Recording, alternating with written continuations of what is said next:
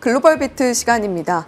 간밤 뉴욕 증시에서는 결국 종가 기준으로 시총 4조 달러에 안착하는 최초의 종목이 탄생했습니다. 엔비디아 어제부터 부릉부릉 시동을 걸더니 이제 종가 기준으로도 시총 4조 달러 안착하는 모습이었고요. 또 엔비디아의 경우에는 중국 순방 젠슨왕 CEO가 앞두고 있습니다. 그에 앞서서 트럼프 대통령과 회동했다는 소식도 들려오고 있어서 AI 관련한 모멘텀 중국에서도 계속해서 이어질 수 있을 것인가에 대한 기대감도 높아지고 있는 상황이죠. 엔비디아를 등에 업고 S&P 500 지수 사상 최고치를 또 한 번 경신해내는 흐름을 보여줬습니다. 관세 위협이 점차 잦아들고 투자자들은 이제 추가적인 시장의 모멘텀이 무엇일까 고민하고 있는 시점인 듯하죠. 그야말로 역사의 새로운 한 획을 단일 기업이 긋고 있는 요즘입니다. 사상 최고치를 경신한 뉴욕 증시의 자세한 상황 확인해 보시죠. 시장은 트럼프 관세 이슈에 점점 더 무뎌져 가고 있습니다. 분명 부담스러운 소식이 있었음에도 불구하고 전약 후강 장세를 그려 나가는 뉴욕 증시였고요. 오늘 나스닥과 S&P 500 지수가 강보합권에 마감하면서 나란히 사상 최고치를 경신했습니다. 전날 늦은 시각에 나왔던 소식이죠. 트럼프 대통령이 구리 그리고 브라질산 제품의 50%의 고율 관세를 부과하겠다고 예고했습니다. 분명 부담스러운 소식이지만 이후에 결국에는 상승으로 반전이 되는 힘을 보여주고 있는 시장입니다. 그 기반에는 AI에 대한 기대감이 살아있다라는 점, 그리고 양호하게 발표된 고용 지표가 이렇게 상승세를 부추길 수가 있었습니다. 오늘 특히 와튼스쿨의 제레미 시겔 교수가 AI의 발달로 인해서 물가 상승이 상쇄될 수가 있을 것이다 라고 발언한 점도 투심에 기여를 했다고 볼 수 있겠고요. 또 최근 여러 월가 IB들이 S&P 500의 목표치를 높여잡고 있는 분위기죠. 간밤에는 생추어리 측에서 의견을 내놨습니다. 연말까지 7,000포인트까지 갈 수 있다. 그 말은 전일 종가를 기준으로 11% 정도의 추가적인 업사이드가 되는 거고요. AI가 기업의 생산성 그리고 이윤 마진에 이미 큰 도움을 주고 있고 앞으로도 그럴 거다라는 전망을 내놓고 있습니다. 그런가 하면 크리스토퍼 월러 연준 이사 7월 금리 인하 검토를 고수하겠다라는 입장을 견지했습니다. 월러 이사와 함께 트럼프 일기 당시에 지명됐던 미셸 보먼 부의장 역시도 7월 인하에 대한 목소리를 함께하고 있는데요. 이에 따라서 친 트럼프 성향을 지닌 연준 내 인사들이 파월 의장의 반기를 드는 듯한 행보가 조금씩 강화되고 있습니다. 그런가 하면 오늘 암호화폐 시장에서는 비트코인이 다시 한번 역대 최고치 경신을 기록하고 있습니다. 현재 구간에서도 2% 가까이 상승하면서 11만 3천 달러 선까지 이제 돌파를 하고 있고요. 이더리움과 리플 등 시총 2, 3위 코인들 역시 5% 이상의 동반 강세를 가져가고 있습니다. 국제 유가의 경우에는 오펙 플러스 국가들의 증산 중단 소식 외신 보도가 들려오면서 2.7% 마이너스권의 거래를 마쳤습니다. 히트맵 열어보시죠. 오늘 엔비디아의 상승세가 이어졌습니다. 앞서 들으셨다시피 0.8% 가까이 상승하면서 마감을 기준으로도 시총 4조 달러 선에 안착하게 됐습니다. 이에 따라서 반도체주 전반이 선전을 하는 하루였고요. 특히 브로드컴의 경우에는 아쉽게도 막판에 매물이 출회하기는 했습니다만 장 초반에는 52주 신고가를 경신하는 움직임 가져갔습니다. 그 밖에는 AMD가 두드러지는 상승세를 보여줬는데 어떤 이슈가 있었는지 뒤에서 보도록 하고요. 애플의 경우에는 내년 상반기에 신제품 라인업을 공개할 거라는 블룸버그의 보도가 전해졌습니다. 여기에는 저가형 아이폰 그리고 다수의 아이패드 이런 것들이 포함이 되고 또 맥북 프로도 포함이 되는 것으로 전해지고요. 오늘 이 이슈를 소화하면서 0.6%의 플러스권 움직임을 가져갑니다. 다만 모든 AI주들이 다 강했던 것은 아니고요. 어제까지 5거래일 연속 랠리를 보이던 팔란티어의 주가, 간밤 아이브스 애널리스트가 목표 주가를 상향 조정하는 이슈가 있었음에도 불구하고 오늘은 0.4%대 쉬어가는 움직임, 그 밖에 팔로알토라든지 포티넷 등의 사이버 보안 관련주들이 일제히 약세를 나타냈고요. 이쪽에 위치한 세일즈포스, 서비스나우 등의 소프트웨어 종목들 두드러지는 부진함을 나타내는 하루였습니다. 최근 이 머스크 CEO의 정치 개입 이슈로 주가가 내리부진했던 테슬라의 경우에는 4%대 반등에 성공을 했습니다. 호재가 한 가지 들려온 영향이었습니다. 그리고 이쪽에 위치하면 또 환하게 초록불을 켜고 있는 게 바로 항공주들입니다. 델타 항공의 2분기 실적이 공개됐고요. 상당히 잘 나왔습니다. 거기다가 연간 가이던스를 상향 조정하면서 항공 수요 회복에 대한 자신감을 드러냈습니다. 이에 따라 항공주들이 일제히 10% 안팎의 강세로 진행이 됐습니다. 주요 종목 이슈들 묶어서 보시죠. 먼저 테슬라 두 가지 소식이 들려왔습니다. 일단 머스크의 xAI가 만든 AI 챗봇이죠. 그록이 이르면 다음 주 안에 차량에 탑재될 거다라고 머스크 CEO가 직접 소셜미디어에 올렸습니다. 전날 밤 그록4 업데이트가 이루어진 가운데 이런 소식이 들려온 거고요. 사측에서 주장하기로는 웬만한 학문적 질문에 대해서 박사 수준 이상의 지능을 가지고 있다, 이렇게 얘기를 합니다. 거기다가 들려온 또 한 가지 소식은 로보택시의 운행 지역을 확대한다. 텍사스주 오스틴 안에서의 운행 지역도 확대가 되고요. 또 한두 달 안에는 캘리포니아 베이에리어 지역에서도 승인을 받은 다음에 서비스를 개시할 거라는 소식 들려오고 있습니다. 오늘 이 뉴스들 소화하면서 테슬라의 주가 반등세를 나타냈죠. 4.7% 뛰어오르면서 309달러 선까지 회복을 한 채 마무리가 됐습니다. 다음은 AMD, 반도체 섹터 내에서 가장 탄력적으로 움직였습니다. HSBC의 낙관적인 전망 덕분이었는데요. 최근 공개한 MI350 시리즈가 성능 그리고 가격 면에서 엔비디아의 최신 블랙웰 칩과 경쟁할 수 있을 것이다. 이런 이야기를 했습니다. 따라서 강력한 수요가 기대되고 2026 회계년도 매출 증가에 따른 주가 재평가까지 기대된다는 코멘트입니다.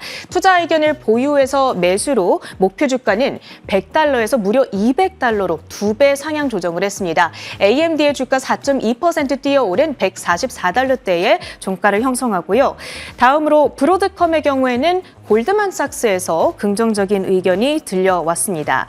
AI 중심의 성장 전략 그리고 재무 안정성에 주목을 하고 있고요. 투자 의견은 매수, 목표가 315달러를 제시했습니다. 사실 이 소식이 들려오면서 브로드컴의 주가가 장 초반까지는 281달러를 넘기면서 긍정적으로 출발을 했는데요. 차익 실현이 나오면서 결국에는 밀리면서 마감이 됐습니다. 0.9% 하락한 275달러 가리키고 있고요. 이슈가 있었던 종목들도 모아보시죠. 앞서 말씀드렸다시피 암호화폐 시장이 일제히 랠리를 보이고 있습니다. 비트코인 사상 최고치 경신에 힘입어서 대표적인 암호화폐 관련주 코인베이스의 시세도 긍정적으로 나오게 됐습니다. 코인베이스의 주가는 오늘 4% 뛰어오른 388달러대까지 가리키고 있고요. 지금 최근 스테이블 코인 관련해서 여러 가지 기대감이 나오고 있는 상황이다 보니까 위클리를 기준으로도 거의 10% 가까운 퍼포먼스를 보여주고 있습니다. 다음으로는 미국 안에서 히토류 대표적인 종목입니다. MP 머티리얼즈 한 가지 호재가 들려오면서 주가가 아주 강력하게 급등을 했습니다. 미국 국방부와 히토류 공급망 구축 계약을 체결한 거고요. 이 미국 내 히토류 밸류체인을 강화하는 데 초점을 맞추고 있습니다. 미국 정부가 MP에 대한 대규모 대출이라든지 투자 등을 적극적으로 지원해주는 방안이 포함이 되고 있고요. 지금 히토류가 미국 안의 핵심 전략 자산으로 부상을 하고 있는 상황이다 보니까 MP가 아주 명확한 수혜주로 부상하고 있는 요즘입니다. 사실 올해 들어서 주가가 이미 90% 넘게 급등한 상황인데 간밤에 이 한 가지 호재가 들려옴에 따라 50.6%의 추가적인 시세를 가져가고요. 45달러대까지 안착을 하고 있습니다. 다음으로는 헬렌 오브 트로이를 보겠습니다. 브라운이라고 하는 브랜드를 보유한 회사인데 미국 안의 대부분의 가정집에 하나씩은 최근 꼭 들고 있는 체온계 혹은 이 면도기에도 브라운 로고가 박혀 있는 경우를 아마 보셨을 겁니다. 그 제품들을 만들고 있는 회사다 이렇게 보시면 되겠고요.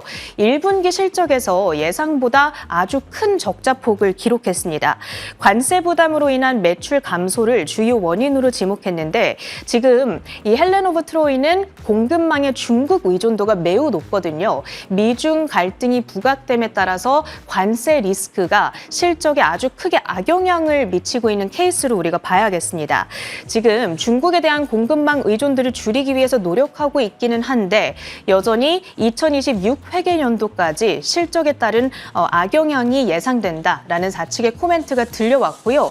이에 따라서 주가가 22.7% 급락하면서 상장 이래 최악의 하루를 보내게 됐습니다. 그 밖에 IB에서 투자 의견이 나왔던 종목들 조금 더 보시죠. 트렉스라고 하는 회사 들어보셨을 것 같습니다. 미국 사람들은 나무가 주는 그 특유의 분위기를 참 좋아합니다. 그래서 주택을 지을 때도 나무를 참 많이 쓰고 혹은 인테리어 디자인을 함에 있어서도 우드 디자인을 참 많이 쓰고는 하는데요. 그런데 이 나무는 빨리 상한다라는 단점이 있습니다. 거기다가 견고함도 대리석이나 다른 소재에 비해서는 좀 약하잖아요. 트렉스는 합성 데크, 이 가짜 나무 같은 거를 만드는 회사다 이렇게 보시면 되겠습니다. 베어드 측에서 이 합성 데크에 대한 수요가 큰 폭으로 증가함에 따라서 트렉스가 수혜를 입게 될 거다라는 이야기, 그와 함께 투자 의견을 매수로 상향 조정을 했고요.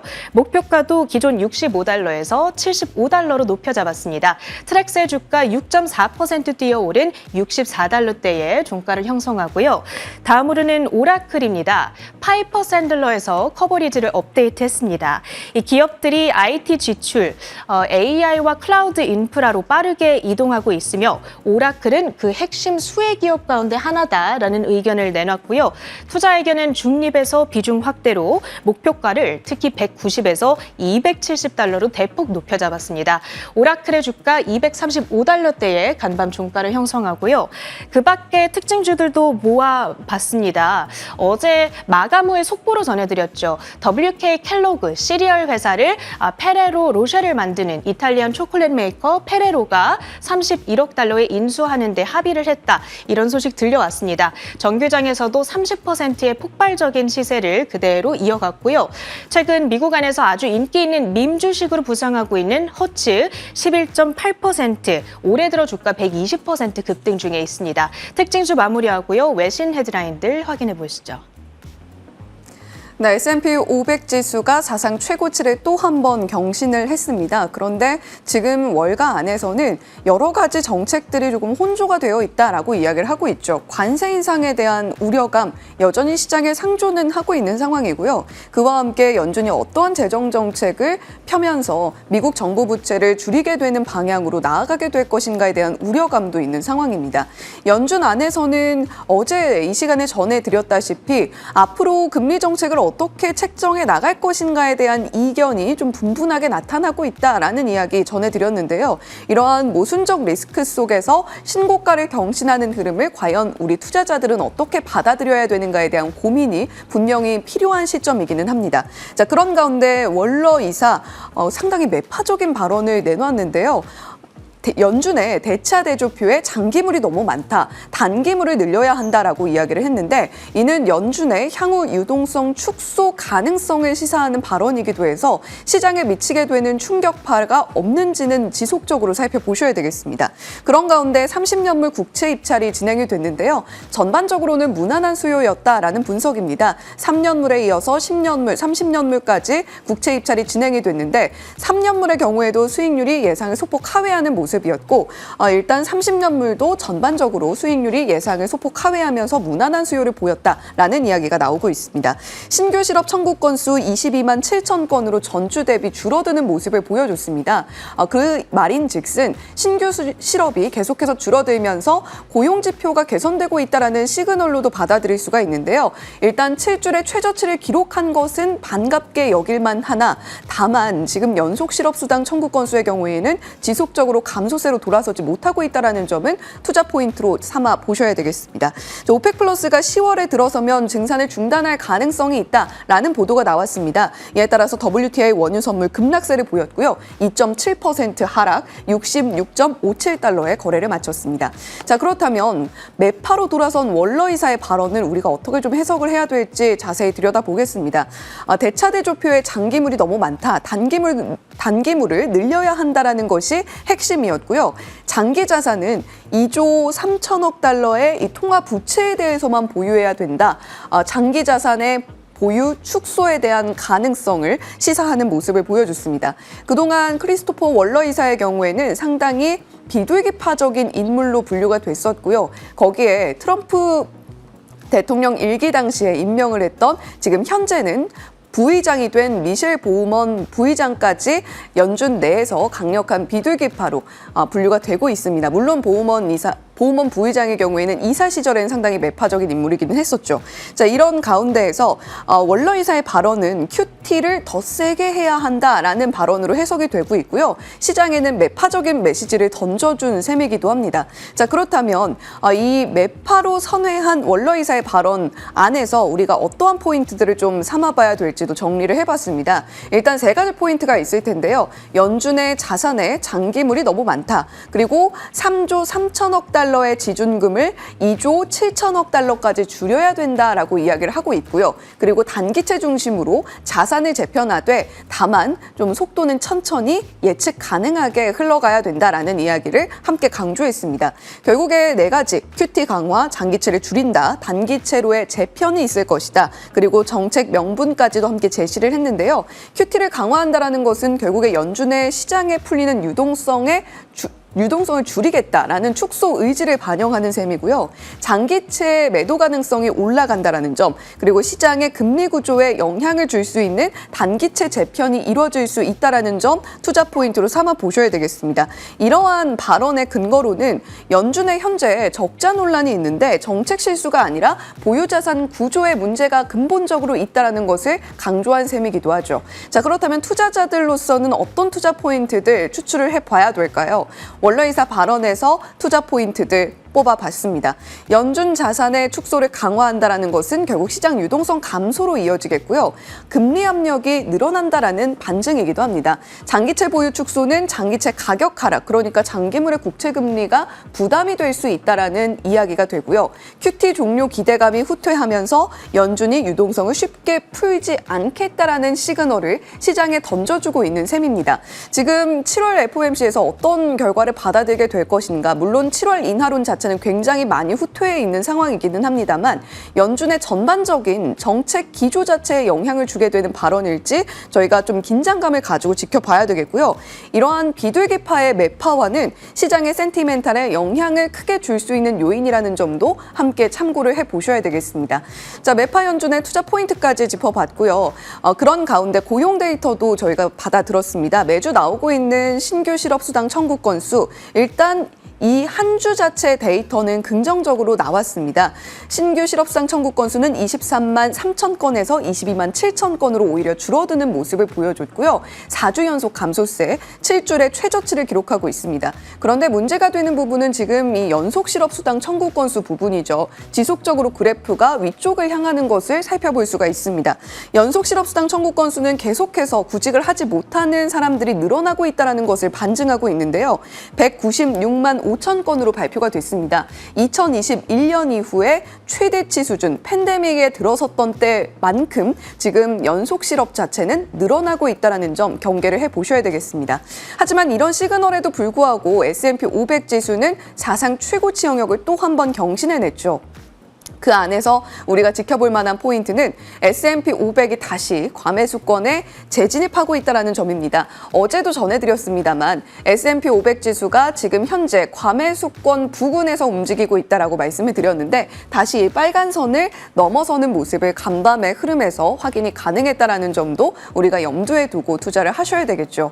자, 사상 최고치를 경신하고 있는 S&P 500 지수, 지금 시장에 산적하고 있는 여러 가지 불안 요소들을 부분들은 저희가 생각은 해봐야 될 텐데, 자, 이제 7월 FOMC를 앞두고 있는 상황, 연준의 금리 인하를 재개한 뒤에 12개월 동안은 오히려 주가가 올랐다라는 이야기를 하고 있습니다. 골드만삭스에서 이야기를 한 대로 일단 연준의 금리 인하를 시장이 바라고 있는 간절한 이유 중에 하나가 될 텐데요. 연준이 지금 의견이 안에서도 분분하게 나타나고 있는 상황 속에서 어떠한 경로를 선택하게 될지 계속해서 지켜보셔야 되겠습니다. 첫 번째 헤드라인 바로 이어가 보겠습니다. 블룸버그 통신 기사에 따르면 엔비디아 CEO 젠슨 황이 2025년 7월 10일 도널드 트럼프 대통령과 백악관에서 만났습니다. 이번 만남은 젠슨 황 CEO가 중국 출장을 앞둔 상황에서 이루어졌으며 엔비디아가 세계에서 가장 가치 있는 반도체 기업으로 시가총액 4조 달러를 돌파한 직후에 성사됐습니다. 만남의 구체적 의제나 논의 내용은 공개되지 않았으며 양측 모두 공식 논평을 거부했습니다. 다만 업계와 언론에서는 이번 회담이 최근 미국 정부의 AI 반도체 대중국 수출 규제와 관련이 깊을 것으로 보고 있습니다. 자, 엔비디아 중국 수출 규제에 따라서 울고 웃는 나날들이 2022년부터 쭉 이어져 왔습니다. 중국용 칩 규제 타임라인을 좀 들여다볼게요. 2022년에 A100, H100, 첨단 AI 칩의 군사적인 전용 우려로 수출 통제가 본격적으로 시작이 됐습니다. 바이든 행정부 당시의 일이죠. 그리고 2023년 들어서는 엔비디아가 중국 시장이 워낙 크기 때문에 이를 놓칠 수가 없습니다. 않습니까? 그래서 우회 제품을 등장시켰습니다.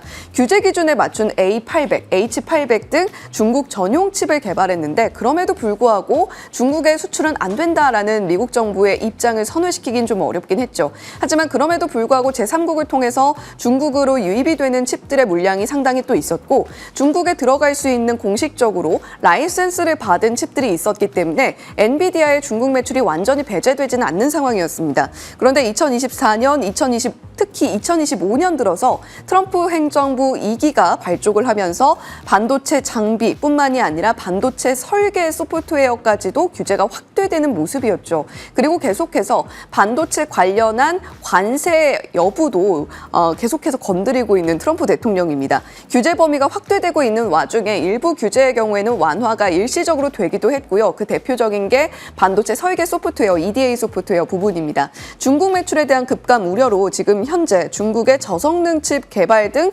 엔비디아는 대응을 지속하고 있는 상황이다라고 보시면 되겠고요. 다음 주에 젠슨 황 CEO 중국을 방문하게 됩니다.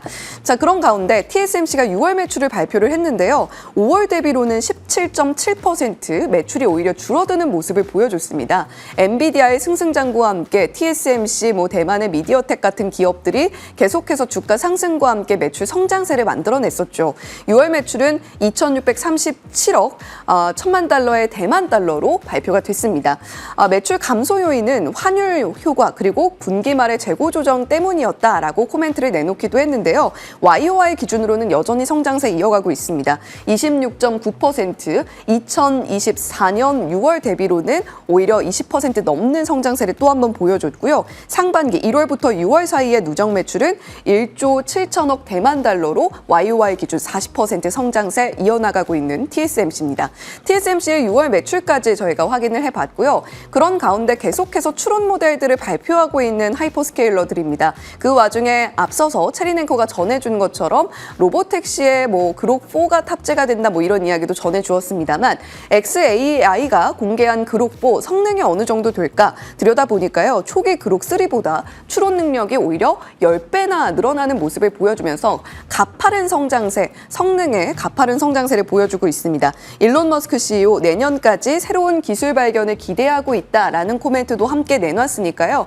계속해서 하이퍼스케일러들이 투자하고 있는 AI 관련한 모멘텀들은 주목을 해보셔야 되겠습니다. 그런 가운데 아마존도 엔트로픽에 또 한 번 추가 투자할 가능성이 있다라는 파이낸셜 타임스의 보도가 있었으니까요. 이 내용도 추가적으로 진전이 있는지도 체크를 해보셔야 되겠습니다.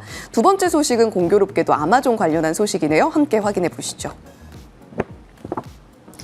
베런스 기사에 따르면 버티브 홀딩스의 주가가 하락한 주요 원인은 아마존 웹 서비스가 자체 개발한 데이터 센터용 냉각 시스템을 공개했기 때문입니다.